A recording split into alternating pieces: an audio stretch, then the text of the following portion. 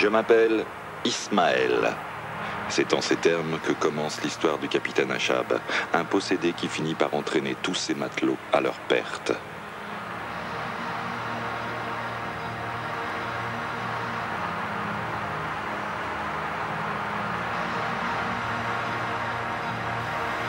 Allemagne. Quelques années après la fin de la Seconde Guerre mondiale, un homme s'installe derrière son bureau et se lance dans la traduction d'un roman américain. Ce vieil obsédé finira-t-il par nous précipiter à notre ruine ? Écrit-il. Bien qu'il se dirige vers une fin désastreuse, je dois lui prêter main forte, que je le veuille ou non.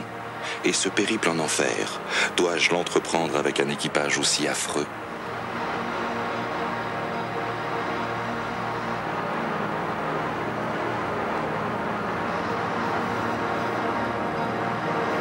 Le traducteur allemand de ces lignes a vécu des aventures très semblables à celles de l'équipage de baleiniers de Moby Dick, le roman d'Herman Melville.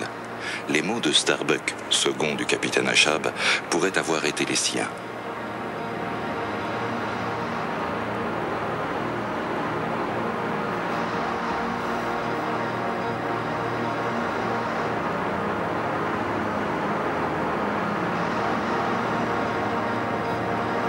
Le général de division, Otto Henning Elster, était-il conscient des parallèles manifestes entre l'intrigue du roman et la mégalomanie nazie et son jusqu'au-boutisme? Nul ne le sait. Personne ne lui a jamais posé la question. Sa traduction de Moby Dick sort en 1951. Un an plus tard, un infarctus l'emporte à l'âge de 58 ans.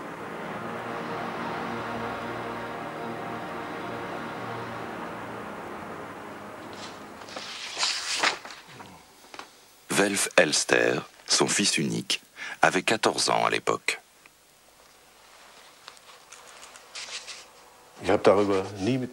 Ma mère et moi n'avons jamais évoqué cette possibilité. Le roman est devenu mon livre de chevet, je l'ai lu et relu, je l'ai appris par cœur. Mais ce parallèle ne m'est jamais venu à l'esprit.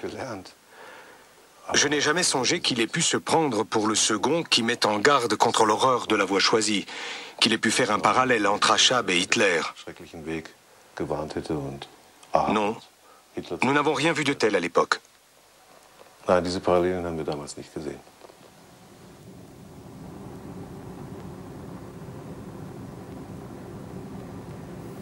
De quelle descente aux enfers le général de division Elster est-il donc revenu ? Le centre de la France, région peu accidentée et des plus paisibles. Elster écrira plus tard « J'ai conduit les derniers vestiges de l'armée à travers ce pays en proie au feu et aux flammes ». Septembre 1944, les troupes allemandes se replient de la France occupée. 3 mois auparavant, les Alliés ont débarqué en Normandie. Ils viennent de reprendre le sud de l'Hexagone. Des centaines de milliers de soldats allemands battent en retraite vers leur patrie.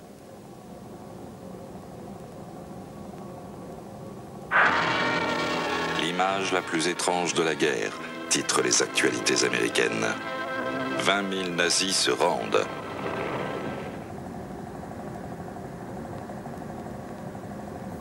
Une cérémonie des plus étranges se déroule près d'Orléans sous les yeux ahuris des spectateurs.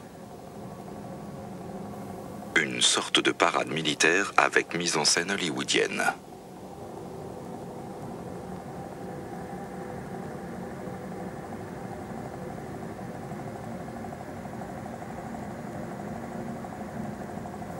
Il s'agit de la reddition la plus massive de troupes allemandes sur le front de l'Ouest.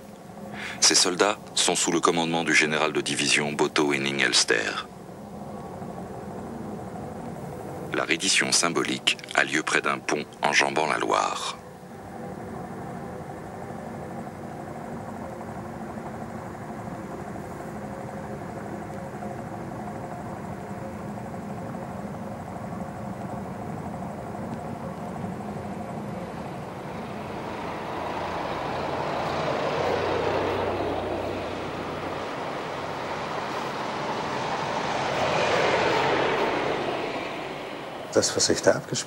Ce qui s'est déroulé sur les bords de la Loire est tout à fait exceptionnel.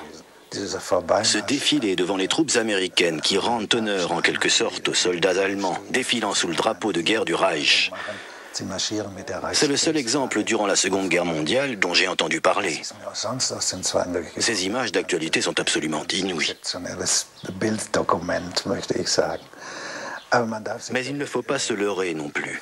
Ces images ne doivent pas laisser penser que l'armée allemande s'est comportée correctement partout et qu'elle méritait de capituler avec tous les honneurs militaires. Il se peut aussi que la réputation de respectabilité du général Elster est jouée. En tout cas, j'ai du mal à cerner les motifs des Américains. Cet événement est en tout cas exceptionnel. On dirait que la scène se passe en temps de paix. Ce document filmé est vraiment inouï. A Prussian Junker has just disobeyed his Führer's latest order to fight to the last man.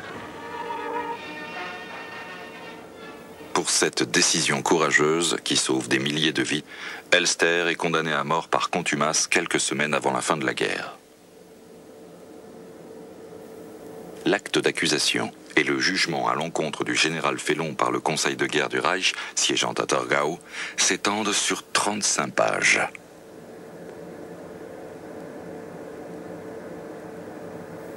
L'ordre de battre en retraite, grâce auquel Elster pense pouvoir justifier sa décision, restera des décennies caché dans son dossier de prisonnier, dans une archive berlinoise. L'ordre de repli de Hitler, travesti en un ordre de lutte contre les partisans, prend de court tous les commandants du front de l'Atlantique, dont Elster. Ils doivent se lancer dans un périple de plusieurs centaines de kilomètres.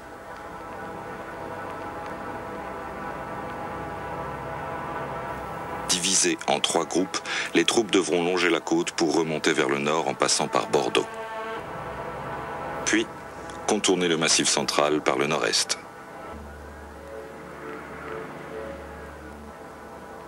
Direction, la frontière allemande, via Châteauroux et Issoudun, afin de franchir la Loire à Decize, seul passage encore accessible pour les Allemands. Elster, qui ferme les rangs, se voit privé de ses troupes motorisées par le haut commandement. J'étais un simple Feldkommandant à Dax, dans les Pyrénées, lorsque le 19 août, je reçus l'ordre de plier bagages le lendemain. Ces troupes à pied sont constituées d'unités disparates, disposant d'un armement rudimentaire.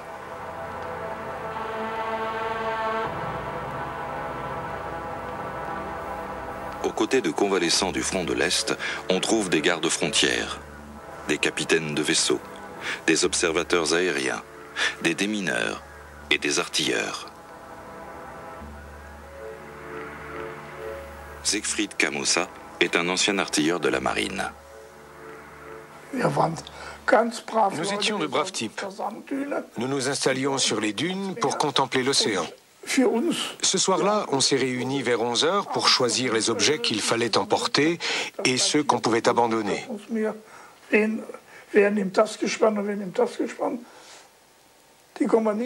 Ils ont formé des compagnies de tant et tant d'hommes, chacune devant transporter tant de matériel. Et ceux qui ne trouvaient pas de place dans les véhicules devaient marcher.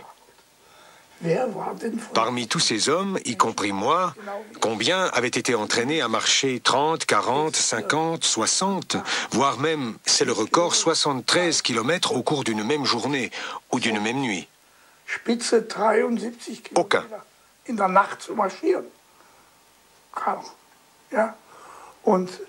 Et nous portions tous un pactage. Mais tout le monde n'avait pas de fusil. Pourquoi faire d'ailleurs? Nous, les artilleurs, disposions d'une pièce d'artillerie pour 14 hommes. On n'a pas pu l'emmener avec nous. J'étais très mal armé pour cette guerre. Si je me souviens bien, nous sommes partis le 27 août en remontant vers Angoulême. À partir de là, nous avons dû marcher de nuit. Jusqu'à Châteauroux, nous avions encore des mulets que nous avions réquisitionnés. Plus on progressait vers l'est, plus la population française était convaincue que nous étions les perdants, et plus notre avancée était difficile. Chacun de nous devait encaisser le fait d'être tombé dans une situation aussi épouvantable et de ne pouvoir rien faire pour y remédier.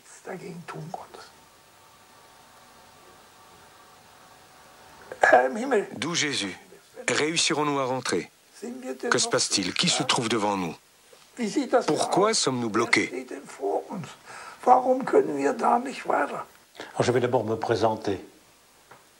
Jean-Marie Péroutet, pseudonyme Jiman, je donne mon âge, 82 ans, ex-commandant du secteur d'Issoudun, de l'armée secrète, groupe Adrest.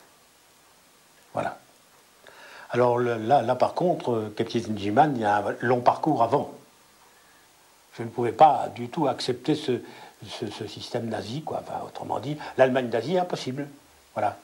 Toute armée qui occupe, toute troupe d'occupation, quelle qu'il soit, reprenons notre histoire, toute troupe d'occupation se pourrit automatiquement, qu'on le veuille ou non. Vous comprenez? Ils prennent des habitudes, la discipline est plus ou moins, etc. Bon, voilà. Et ces gens-là, il fallait leur faire beaucoup de choses. C'est pas, je sais pas, crever leurs pneus, je sais pas, leur faire un tas de choses comme ça pour les embêter, pour les ennuyer, etc. Rapidement, bon, j'ai eu tout de suite environ 30, quoi, 90 hommes, quoi. Et puis alors, vous voulez, le débarquement est arrivé rapidement, alors là, il me venait des gens de partout. Je suis parti dans le maquis avec 200 hommes.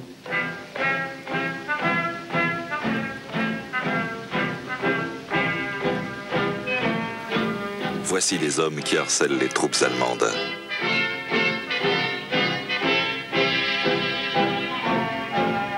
Amis, entends-tu le vol noir des corbeaux sur nos plaines? La résistance, ce sont les francs-tireurs embusqués, les maquisards, les soldats clandestins de l'armée secrète et les partisans communistes. Oui, partisans, ouvriers et paysans, à vos armes. Après des débuts timides, l'armée secrète est devenue très efficace. Les combattants clandestins de l'Indre, dans le centre de la France, se sentent aux avant-postes de la résistance. Les vétérans de l'association des anciens combattants de la résistance de Châteauroux évoquent aujourd'hui leurs souvenirs. Le premier message qui est parti pour Londres, le premier message de toute la France, est parti de Châteauroux. Et le premier agent parachuté, comment il s'appelait? Béguet a été parachuté dans l'Indre. La lutte armée, pas armée, parce que c'était des sabotages, elle a commencé en 1942. Voyez-vous. Les premiers parachutages qui ont eu lieu, je ne parle pas des parachutages, pas d'hommes, mais des parachutages de matériel, ont eu lieu à l'automne 1942. Ce qu'on a eu, on a demandé des armes, c'est-à-dire les premières armes qu'on a récupérées, ce sont des armes que les militaires avaient laissées. Alors on en a récupéré le plus possible et ça a servi par la suite. Mais c'était insuffisant, on a eu aussi les parachutages des Alliés. Non, un parachutage, c'était pas facile à organiser, un parachutage. Il fallait déjà trouver quelqu'un qui soit déjà contre les Allemands. Donc nous, quand on était réfugiés politiques espagnols, on était tous désignés pour ça. J'ai déserté les chantiers de jeunesse et je me suis trouvé clandestin. Clandestin, c'est-à-dire que ça a duré presque 2 ans. Alors le clandestin, c'est pas drôle, parce qu'on ne connaît plus rien, on n'a plus de carte d'identité, on n'a plus d'identité, on ne sait pas où dormir, toujours, on ne sait pas comment manger, etc. Les FFI, les forces françaises de l'intérieur, auxquelles se rallient d'anciens soldats de l'armée française dissoute, constituent pour la population civile un réseau des plus impénétrables. Tous ces résistants s'ignoraient presque les uns les autres. Alors on disait « Ah oui, il y a du maquis. » C'est-à-dire pour nous, qu'on était à l'extérieur, mais les maquis entre eux, ils correspondaient quand même. Oui. Que nous, on ignorait, nous. Oui, on entendait parler comme ça, c'est tout. Personne. Il y avait une chape. On disait rien. C'était. Ben oui, c'était l'anonymat. Il y avait un petit peu. Ah oui. C'était en retrait, en somme. Paul et Odette Cordailla ont connu des années de peur et d'insécurité. La région du centre est alors traversée par la ligne de démarcation qui sépare la France occupée de celle de Vichy et de Pétain. Les troupes d'occupation stationnées dans la région vident les lieux au mois d'août 1944.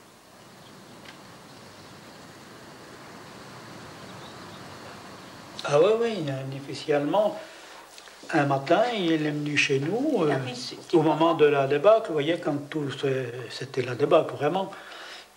Il est rentré chez nous le matin de bonne heure, et il m'a dit, vous, il ne faut pas rester ici, parce que vous allez être réquisitionnés, vous, les chevaux et les voitures, pour nous conduire plus loin, pour emmener nos bagages et tout. Alors il faut partir d'ici. Alors c'est un Allemand qui m'a dit ça. 3 colonnes, constituées de 60 000 soldats, s'apprêtent à traverser la région. Les Français pensaient être libérés après le départ des occupants stationnés ici. Soudain, ils voient passer des troupes allemandes en provenance du sud-ouest.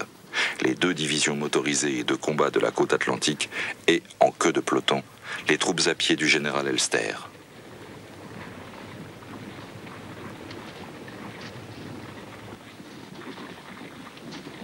Oui, vraiment. Maurice Nicot, historien, a étudié cette période après l'avoir personnellement vécue.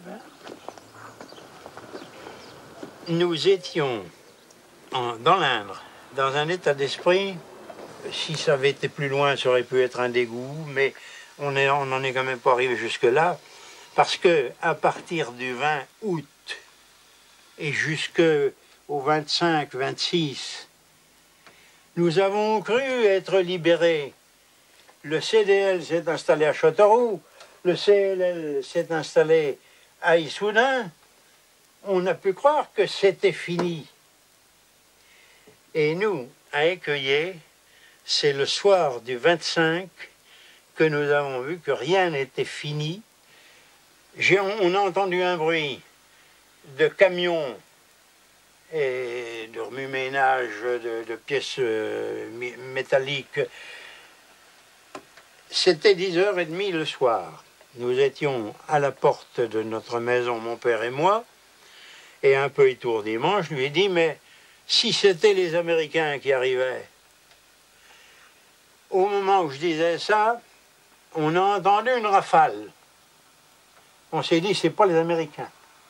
Alors, mon père, ma mère, ma soeur et moi, on a pris le petit chemin des jardins et on a été s'aplatir dans les jardins derrière la série des maisons qui nous séparaient de la place.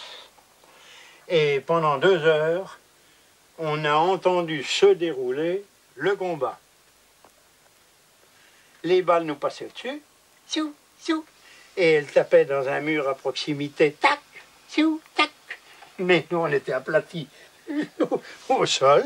Et puis, j'en arrive au 27 août au soir. Je reçois une estafette le colonel désire vous voir d'urgence. Bon, alors je vais à son PC.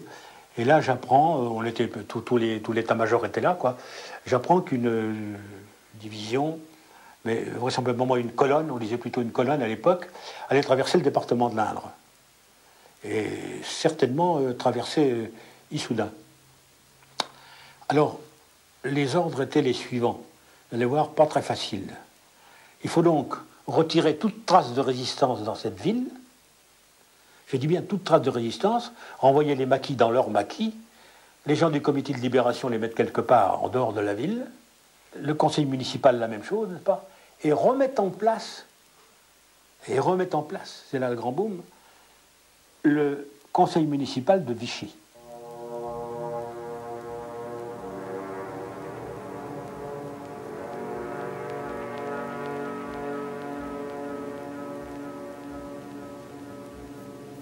Août. À minuit, j'entends des tirs et la pétarade de moteurs. Un convoi allemand traverse la ville. Ces mots émanent du journal d'un habitant d'Issoudun. Les 2 premières colonnes allemandes ont atteint Châteauroux et Issoudun. 31 août. Repli des Allemands durant toute la nuit et même toute la journée.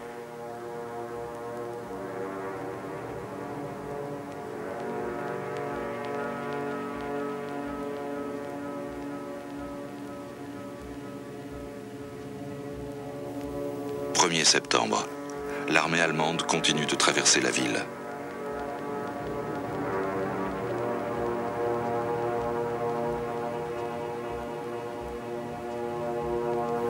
« 6 septembre, 7 septembre, les Allemands passent par milliers.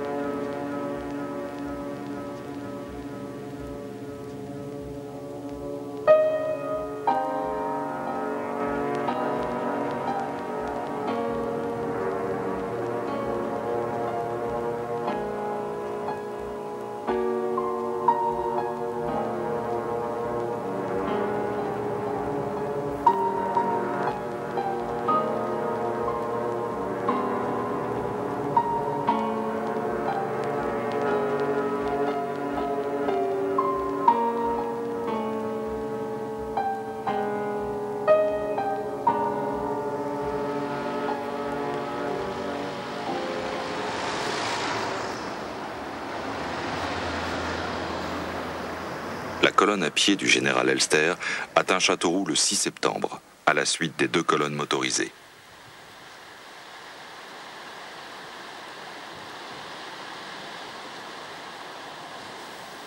Le général s'installe dans le château La Pointerie, à l'extérieur de la ville.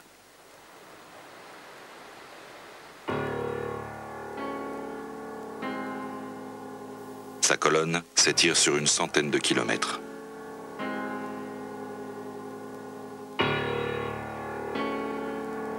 Ces hommes traversent des régions persécutées par les 2 colonnes qui le précèdent. Le général Elster présente ses excuses au préfet de Poitiers pour l'exécution d'otages par ses prédécesseurs et donne des ordres très stricts à ses troupes. Il a ignoré l'ordre de son état-major de faire sauter des infrastructures durant la retraite. Cela aurait porté préjudice à la population française. Or, ce n'est pas contre elle que nous faisons la guerre, dit-il texto.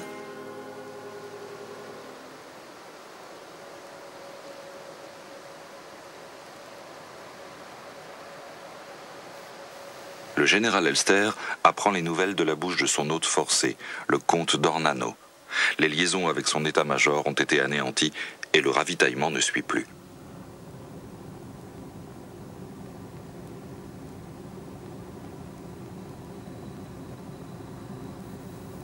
Le passage de la Loire à Decize semble plus loin que jamais.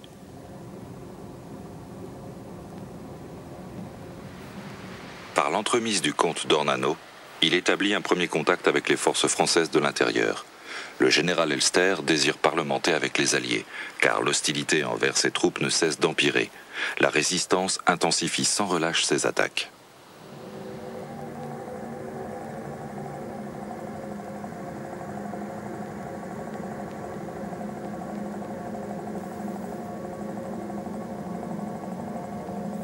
J'ai envoyé des messages sur les ondes, j'ai crié à travers les ondes, mais absolument personne ne me répondait, dira-t-il plus tard. Depuis son départ du Sud, il a été harcelé sans cesse. Alors qu'il faut reconnaître, contrairement à l'armée française, vous voyez, je suis net, hein, les officiers allemands marchaient en tête d'une colonne. Et à la queue de la colonne, les radios. C'est très clair. Alors nous, voilà comment nous procédions. On cherchait un endroit, je dis maquis, hein. On cherchait un endroit encaissé, vous voyez, allez, encaissé quoi, où on avait un repli facile, bon, et là, quand il s'était apporté, on attaquait la tête et la queue, désorganisait complètement le truc, voilà. Et on partait rapidement, repli. Les résistants frappaient de plus en plus fort. Au début, ils tiraient une rafale avant de disparaître. Puis, 3 jours rien. La fois d'après, on entendait de gros bruits sourds, suivis de l'ordre de tirer. Et nous étions contraints de nous arrêter. Quand les tirs étaient isolés, on continuait notre marche. Mais lorsque c'était une attaque en règle contre la queue de la colonne, on s'arrêtait. On se mettait à couvert, c'était la seule chose à faire. Voilà, voilà. Alors, ils ont été harcelés comme ça pendant tout. Alors, en plus, Non seulement ils étaient harcelés par ces maquis, tous les différents maquis. Vous savez, il y avait les maquis, les francs-tireurs et partisans, il n'y avait pas de pitié. Bon, alors voilà. Alors, et puis l'armée américaine qui est quand même en mitraillage. Alors ça, c'est incroyable. Moi, quand j'ai repris la route de Châteauroux, j'y pense toujours, remarquez. Quand j'ai repris la route de Châteauroux, que tout a été terminé, il y avait des carrières sur tout le côté gauche. On voyait des Allemands, là, c'est pas des Allemands qu'on voyait, on voyait que leurs bottes étaient jetées là-dedans, etc. Affreux, quoi, si vous voulez.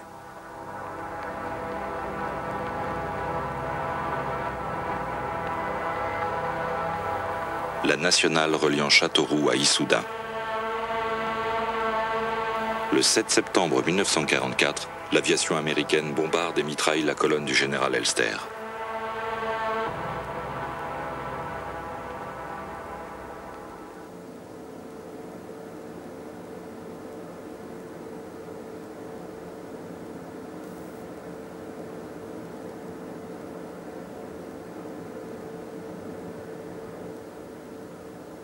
C'est certainement par des communications radio, direction Londres, direction les unités militaires qui étaient sur le terrain, peut-être après passage par les états-majors, que les unités américaines ont été averties.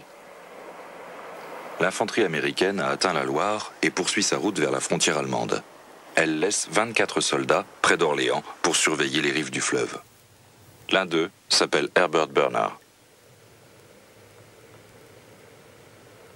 Nous sommes arrivés sur les bords de la Loire vers le 20 juin. Nous savions que les Allemands étaient de l'autre côté.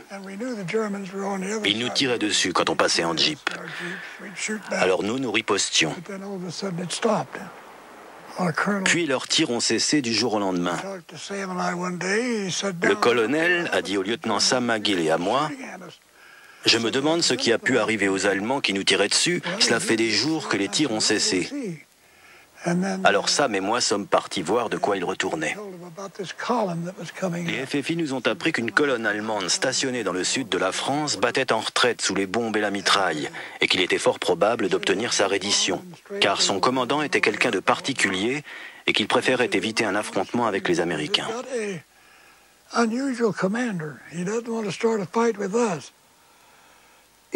J'aurais dit la même chose, je pense. Les hommes étaient à bout, leur armement rudimentaire. On a beau entonner de vaillantes chansons militaires, ça ne permet pas de renverser des montagnes. Si le général avait décidé de combattre, le carnage aurait été terrible. Ils auraient mitraillé dans le tas et aucun de nous n'en serait sorti vivant.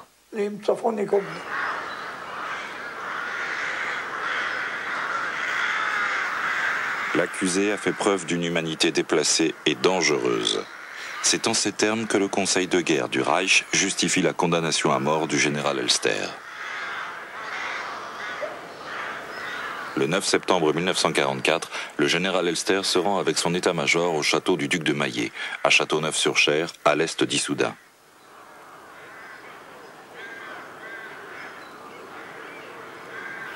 Je sais qu'on n'arrivera jamais en Allemagne, mais mes hommes l'ignorent, dit-il au châtelain. Il réunit ses officiers pour leur annoncer qu'il donne l'ordre de se rendre. C'est mon ordre. Voulez-vous l'exécuter ou non? Et l'amiral cinglé de me rétorquer. Que dirais-je au grand amiral si je ne lui ramène pas ses 8000 marins? Je lui réponds. Vous ne lui direz rien du tout, car si vous ne les ramenez pas, vous ne le verrez pas. L'état-major se divise en deux camps.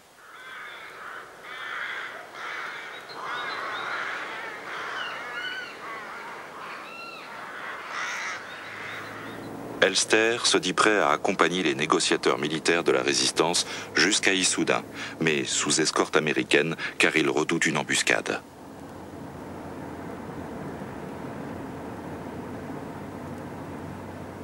Finalement, il a accepté par la suite de venir à Issoudun à la seule condition de se rendre aux forces alliées. mais surtout aux Américains. Voilà. Alors, il y avait bien la présence de 3 Français, le colonel Chaumel, les capitaines Miraut et Husser, mais en aucun cas se rendre à la résistance, en aucun cas, qu'il appelait tout simplement des terroristes. La préfecture d'Issoudun accueille ce moment historique. Donc le 10 septembre 1944, vers 17 h, dans cette salle, a été signé l'acte de reddition. Ici, devant son bureau, se trouvait M. de Monnereux, le sous-préfet à l'époque.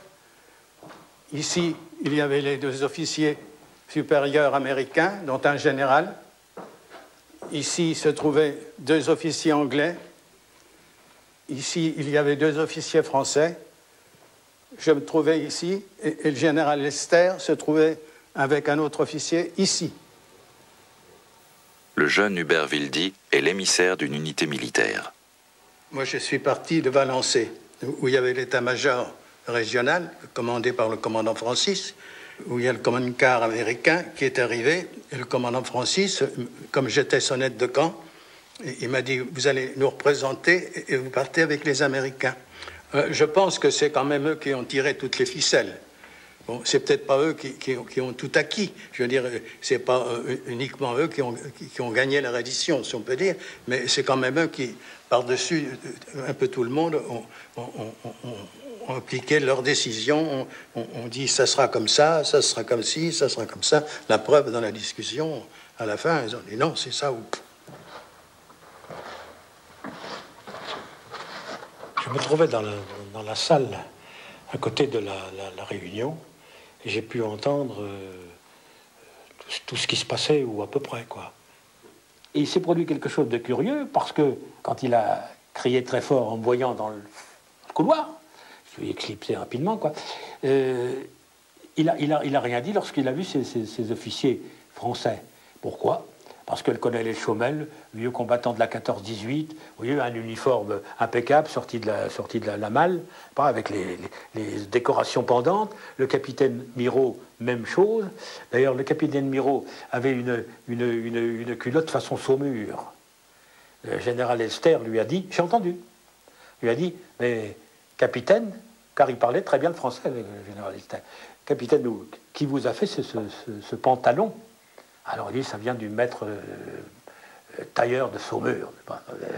Donc il a accepté la présence de ces 3 Français, mais qui ne servaient à rien. Ils étaient là uniquement comme ça, car la signature s'est faite avec les Américains. L'atmosphère n'était ni chaleureuse ni souriante. Chacun avait une certaine raideur dans son attitude. Il faut dire que la situation était quand même assez difficile, surtout pour le général Elster, qui se trouvait devant une position extrêmement délicate. Elster, c'était un homme fatigué. C'était un homme fatigué. C'était un homme fatigué, mais qui était précis. C'était inutile d'essayer de... Il avait une ligne, il s'y maintenait. Le peu de choses qui a été obtenu, ça a été pas très facile. Il était souriant et intelligent, et il parlait très bien l'anglais. Il m'impressionnait. J'ai même dit à McGill que je l'aimais bien, qu'il fallait le faire prisonnier. Il avait cette allure des officiers allemands de l'autre guerre. Je ne vais même pas parler de la dernière, de l'autre guerre, de la guerre 14-18, des gens comme ça, sortis des écoles, mais alors, des écoles comme Saint-Cyr chez nous, etc. Et il avait cette allure. Je le regardais davantage que mon général. Ce dernier était courtois, poli, efficace. C'était un homme de valeur qui mesurait plus d'1,80 m et pesait 100 kilos. Alors qu'Elster était un homme de petite taille. Mais il portait son plus bel uniforme. Regardez-le sur toutes les photos que vous avez, vous le voyez comme ça. C'est un homme impressionnant. Impressionnant. Et, je ne sais pas, tout en étant, d'accord, il était de la cuvée, je m'excuse de l'expression, d'accord, c'était un nazi, c'est vrai. Mais quand il a été, par exemple, chez les Dornano, quand il a été à Maillet, il s'est conduit comme un homme du monde, si vous voulez, en leur parlant. J'ai une image d'un homme sérieux, d'une bonne morale et qui n'avait rien à voir avec les nazis et les SS. Ouais, malheureusement, j'aurais aimé pouvoir parler avec lui, quoi. Là, c'était pas question. Pas question. Pas question, non. Pas du tout. Le procès-verbal de la négociation, qui prévoit une reddition aux Américains à un passage de la Loire, comporte une condition des plus surprenantes. Il a dit, si j'accepte de me rendre, je veux que mes hommes puissent garder leurs armes jusqu'au lieu de reddition. Il se peut que les FFI, la résistance ou les communistes envisagent de nous attaquer. Si le général américain a accepté cela, c'était qu'il voulait qu'en aucun cas, ce soit nous qui prenions les armes. Ça se disputait ferme en haut lieu, car ils voulaient récupérer les armes et les munitions. Mais ils n'ont rien eu, bien entendu. Alors, dans cette convention, ils ont complètement ignoré les forces FFI, complètement ignoré la France. Ils ont traité entre Elster et les Américains. Voilà comment ça s'est passé. Tout ça, c'est une œuvre collective et tous les éléments ont contribué à cette œuvre. Ce qui m'avait heurté un jour, c'était, on avait eu une pub qui mettait qu'un lieutenant américain nommé McGill avait, à lui tout seul ou avec quelques hommes à la rigueur, fait capituler 20 000 Allemands. Bon, ben, ça m'avait quand même un peu choqué. Je trouvais que c'était un peu trop ramener la chose à un seul petit point d'aiguille qui n'avait rien à voir avec une grande toile.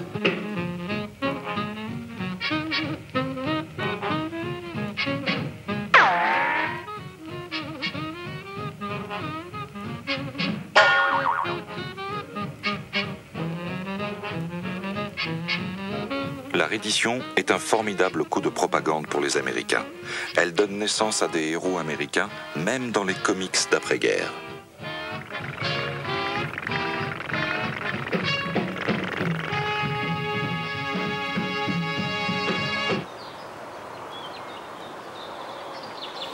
Les Français, eux, voient les choses sous un autre angle. Le colonel Bertrand, qui commande le 1er régiment de l'armée française fraîchement ressuscité, a l'impression d'être spolié des honneurs militaires par l'arrogance des Américains.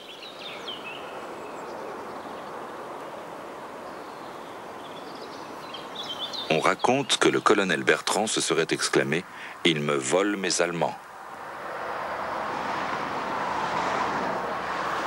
Robert Guénin a combattu sous les ordres du colonel Bertrand. Nous, on était dans les bois, dans les alentours, là. On attendait patiemment. On a appris qu'il y avait 18 000 prisonniers qui s'étaient rendus dans la région d'Issoudun. Et ces gens-là voulaient se rendre aux Américains.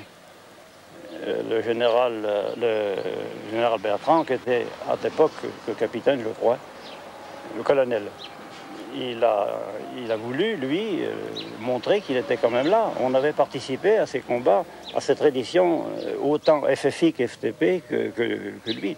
Les Américains avaient tiré les draps eux, comme on peut dire, mais on a participé à ces combats, on les a aidés largement. Il n'était pas possible que nous, on ne participe pas à cette reddition. Le colonel Bertrand exige une seconde signature de la reddition. En quête d'un lieu propice, les militaires choisissent la petite mairie du village d'Arcet, qui entre ainsi dans l'histoire.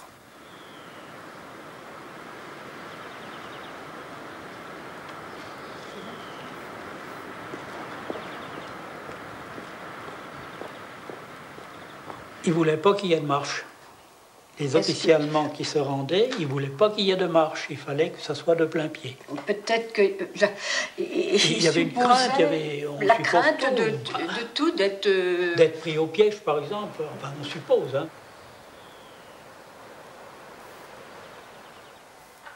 Elster se déclare prêt à signer une seconde fois à cette table de la mairie d'Arcet.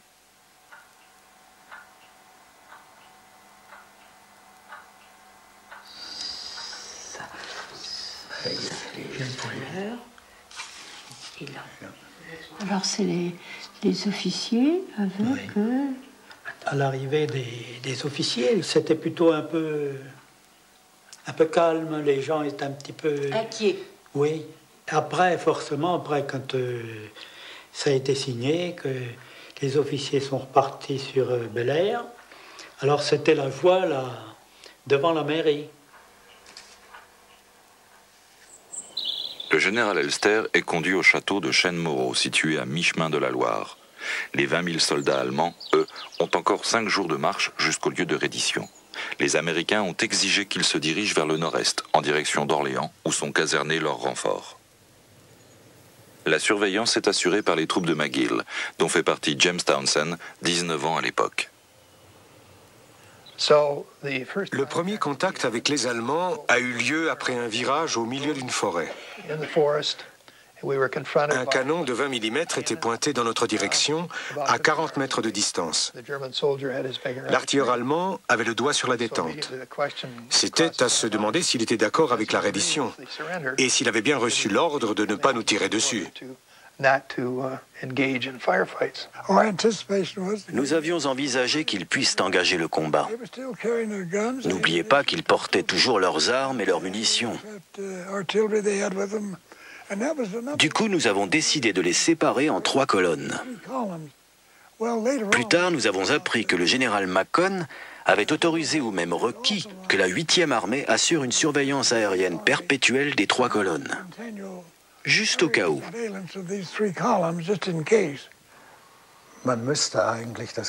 Il faut analyser cela en tenant compte du contexte des ordres donnés en 1944-45. Certains ordres de Hitler sommaient les soldats d'exécuter tout officier qui leur donnerait l'ordre de battre en retraite ou de capituler. On ordonnait donc aux soldats de passer outre la hiérarchie militaire afin de dénoncer ou même de tuer un supérieur.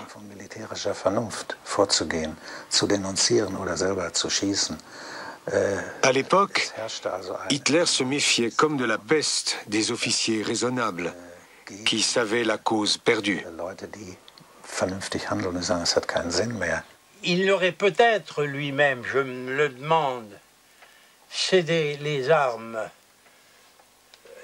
à des groupes organisés, ne serait-ce que les parachutistes du BCA, et qui étaient quand même des militaires encadrés. Mais il ne pouvait pas le faire avec l'opposition de certains de ses officiers, et en particulier de cet amiral Weber. Et la photo, là, c'est la Kriegsmarine qui défile avec les... Hein? On dirait des conquérants en pays conquis. Or, il s'agit de l'armée de mer allemande en route vers le lieu de reddition.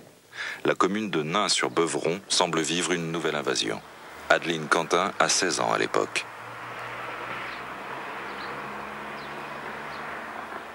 Eh bien, je suis sortie le matin assez tôt, vers 8-9 heures. Et j'ai été chercher avec une brouette, chercher des planches pour monter une estrade pour photographier un mariage. Eh bien, avec les souvenirs de la dame qui s'est mariée ce jour-là, je lui ai demandé comment ils avaient fait pour aller à la mairie avec les Allemands qui arrivaient et qui emplissaient la rue. Alors elle m'a dit, ben nous, on a défilé sur le trottoir.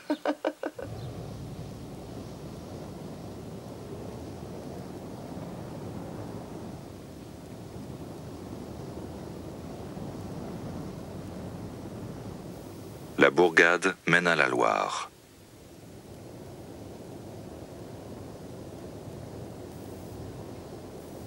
Quelques semaines auparavant, les troupes allemandes ont tiré sur des civils. Je ne me souviens pas qu'il y avait beaucoup de monde dans la rue qui les regardait. Je crois que les gens étaient rentrés chez eux.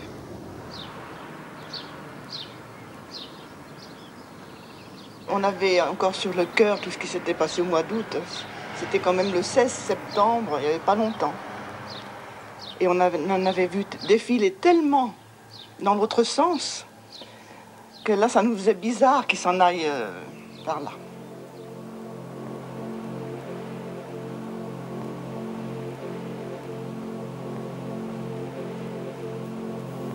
À Chêne-Moreau, Elster en profite pour solder différentes affaires.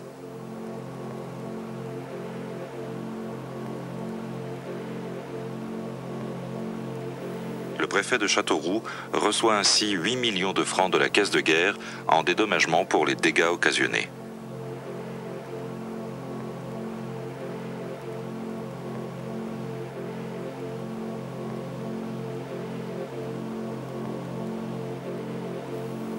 Les Américains déclenchent une campagne de presse.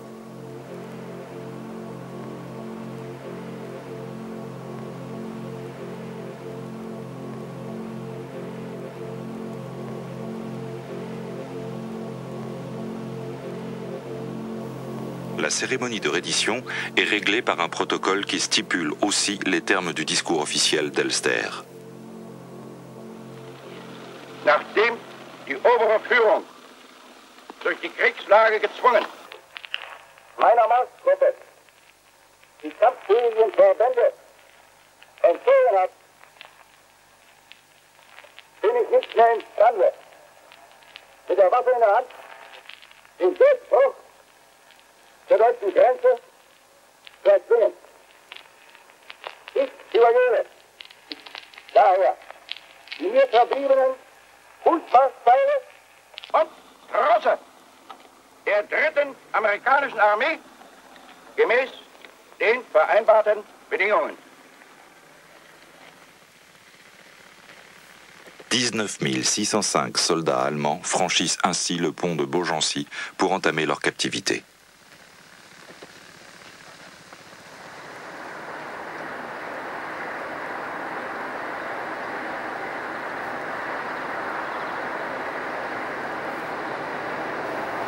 Ignorant les palabres entre les militaires des deux camps, les habitants de la bourgade observent avec stupéfaction cette procession exceptionnelle qui s'étire sur plusieurs jours.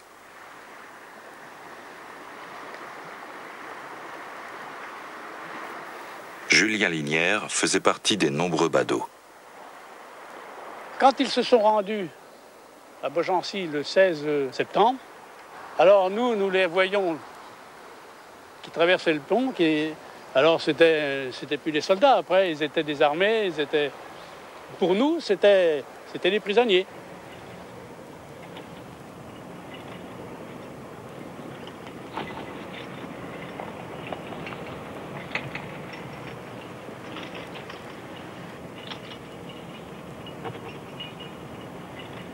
Un nombre si grand de personnes, automatiquement il fallait prévoir des latrines, des toilettes.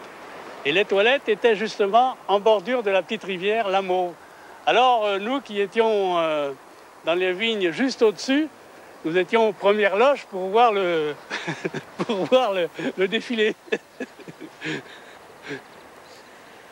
Alors on voyait les Allemands d'un autre côté. Voilà, de dos. Elster est envoyé dans un camp de prisonniers du Mississippi, aux États-Unis. La plupart des captifs allemands proviennent des unités ayant combattu en Afrique et croient toujours à la victoire finale.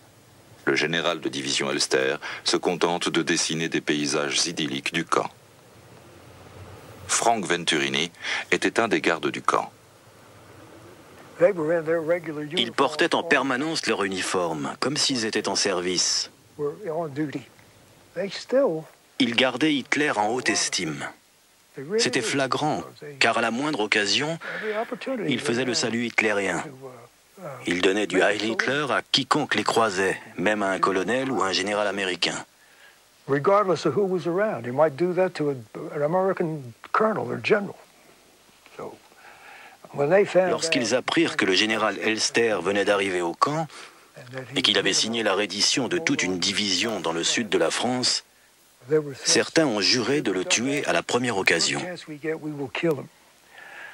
Du coup, le commandant du camp a préféré muter le général Elster ainsi que ses officiers dans un autre camp.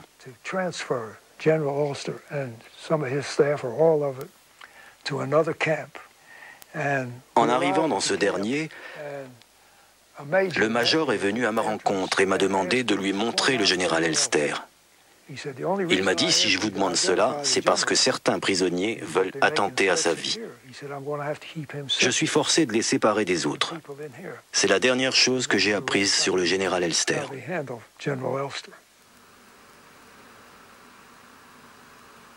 Elster est libéré en 1947, après 3 ans de captivité. Il retrouve son épouse et son fils à Böblingen, près de Stuttgart, où il était caserné avant la guerre.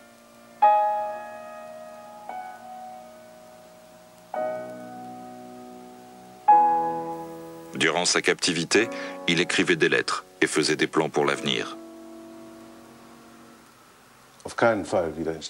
Il était hors de question pour lui de retourner dans le service public. Il voulait devenir artisan, de préférence charpentier ou agriculteur, simple paysan. Un jour, il a écrit « Si on pouvait louer un bout de terre, de préférence au-dessus du camp d'instruction, à côté de la caserne, je me mettrais tout de suite au travail. » Je maudis parfois le fait d'être devenu général, écrit-il déjà en 1943 dans une de ses lettres.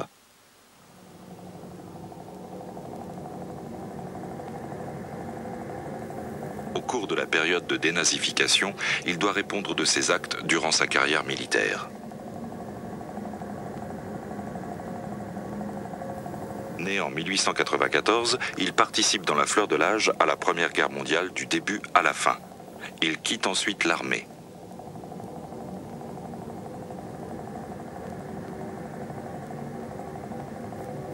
Il entre dans la police, se forge une réputation en tant que délégué à la Société des Nations et s'attire des menaces en 1932 en faisant éparpiller une manifestation nazie.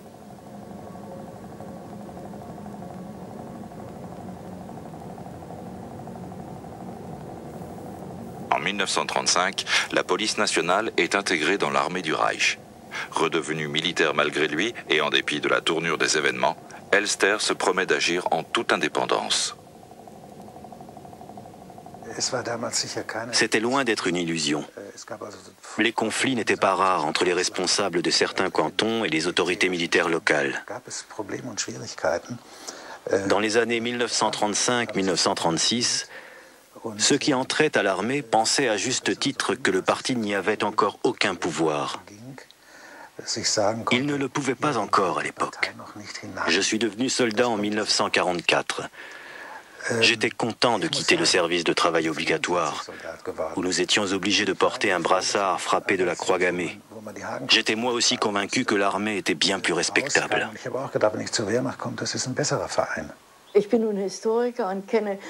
En tant qu'historienne, je connais cette idée selon laquelle l'armée du Reich se sentait en dehors du monde politique. Aujourd'hui, on dirait qu'elle se racontait des histoires. À l'époque, toutefois, l'idée qui prévalait, c'était que l'armée devait se tenir à l'écart des querelles politiques. Marianne Meyer-Kramer est la fille de Karl Goerdeler, figure de proue de l'opposition au régime nazi. Son frère, Christian, est entré à la Wehrmacht. Elster connaissait Karl Goerdeler et son fils.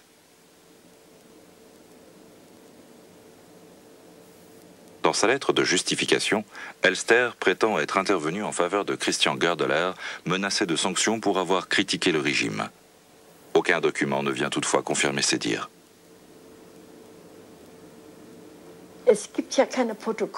Ce genre d'entrevue n'était jamais sanctionné par un procès verbal. À une époque aussi périlleuse que celle du nazisme, il aurait été particulièrement dangereux de consigner par écrit toute intervention concernant une opposition au régime. Aucun document n'atteste qu'Elster faisait bien partie de l'opposition. Mais quantité d'éléments plaident en sa faveur. L'enquête de dénazification d'Elster s'achève en 1948. La Cour rend un jugement pour le moins surprenant à l'encontre d'un haut gradé. Elle le décharge de toute accusation. Le dossier de l'enquête contient des indications selon lesquelles Elster était lié aux opposants militaires ayant organisé l'attentat manqué contre Hitler le 20 juillet 1944.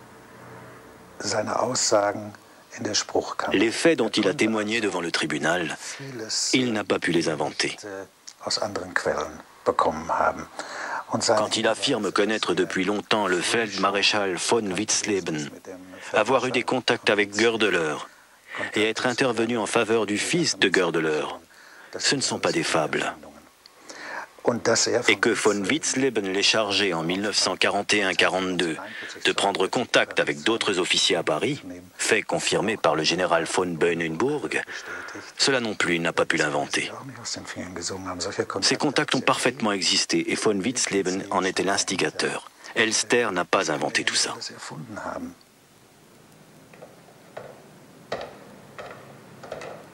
Botho Henning Elster se retire dans cette maison à Böblingen. Il traduit des classiques de la littérature, notamment Moby Dick.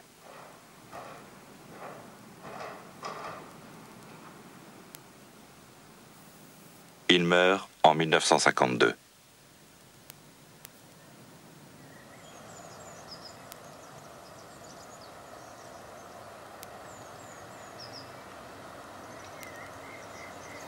Peu avant sa mort, on se rappelle à son bon souvenir.